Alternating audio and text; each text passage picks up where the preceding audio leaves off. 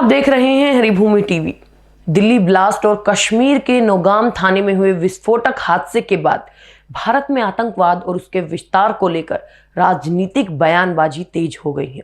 कांग्रेस सांसद शशि थरूर ने साफ कहा है कि आतंकवाद 1989 से 90 में कश्मीर से शुरू होकर अब दिल्ली और मुंबई तक फैल चुका है। वहीं जम्मू कश्मीर के पूर्व मुख्यमंत्री फारूक अब्दुल्ला ने हर कश्मीरी पर उंगली उठाने का कड़ा विरोध किया है। क्या है दोनों नेताओं के बयान का असली मतलब और क्यों 30 साल बाद भी आतंकवाद भारत के लिए एक बड़ी चुनौती बना हुआ है? आइए देखते हैं इस पूरी खबर को। कांग्रेस सांसद शशि थरूर ने आतंकवाद के मुद्दे पर बेहद स्पष्ट और कड़ा रुख अपनाया है। रविवार को दिए अपने बयान में उन्होंने कहा कि भारत पिछले 30 साल से आतंकवाद की चुनौती झेल रहा है। उनके अनुसार ये समस्या 1989 से 90 में कश्मीर घाटी से शुरू हुई और धीरे धीरे देश के बड़े महानगरों जैसे मुंबई, पुणे और दिल्ली तक फैल गई। थरूर ने जोर देकर कहा कि अब इस चुनौती से निपटने के लिए कठोर और असरदार एक्शन की जरूरत है। उन्होंने किसी भी आतंकी घटना के बाद 2 बातों पर ध्यान देने को कहा। पहला, ये पता लगाना कि ये वारदात किसने और क्यों की, और दूसरा, भविष्य में ऐसे हमलों को रोकने के लिए ठोस उपाय करना। थरूर ने यह भी चेतावनी दी कि हर मुद्दे को केवल युद्ध और शांति के चश्मे से नहीं देखा जा सकता। आतंकवाद पर सख्ती जरूरी होनी चाहिए, लेकिन साथ ही देश के विकास के बड़े लक्ष्यों को भी नजरअंदाज नहीं किया जाना चाहिए। शशि थरूर का यह बयान जम्मू कश्मीर के पूर्व मुख्यमंत्री और नेशनल कॉन्फ्रेंस के प्रमुख फारूक अब्दुल्ला के पिछले बयान के जवाब में आया। फारूक अब्दुल्ला ने दिल्ली ब्लास्ट के बाद हुई जांच और कार्रवाई पर नाराजगी जाहिर की थी।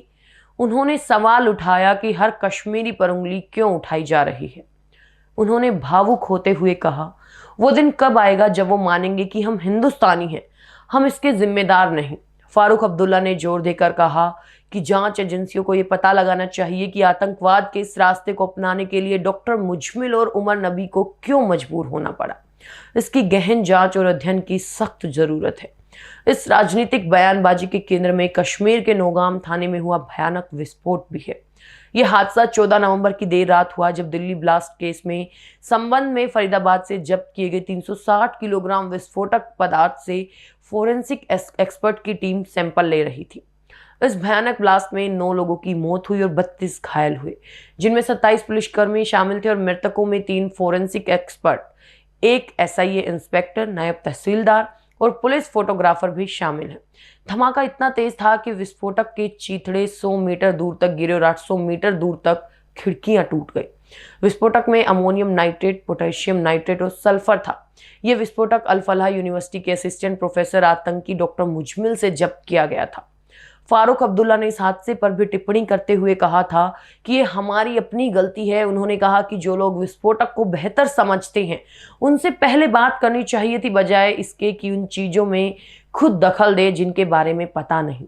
फारूक ने शनिवार को ऑपरेशन सिंदूर का भी जिक्र किया, जिससे कोई नतीजा नहीं निकला और देश ने 18 लोग खो दिए। पुलिस और गृह मंत्रालय के अफसरों ने स्पष्ट किया है कि नौगाम में हुआ धमाका आतंकी हमला नहीं बल्कि एक हादसा था, लेकिन इस हादसे ने आतंकियों से जब्त किए गए विस्फोटक को हैंडल करने में हुई लापरवाही पर गंभीर सवाल खड़े कर दिए।